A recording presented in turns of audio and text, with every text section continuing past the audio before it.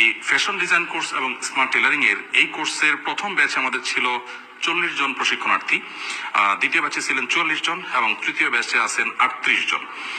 প্রথম এবং দ্বিতীয় ব্যাচে তাদেরকে আমরা 3 মাস ব্যাপী ট্রেনিং দিয়েছি।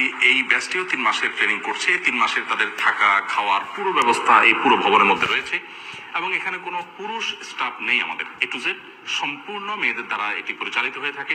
অফিস থেকে ওভার টেলিফোনে আমরা সাধারণত এটিকে ফলো আপে রাখি এবং যাবতীয় নির্দেশ আমরা দিয়ে থাকি।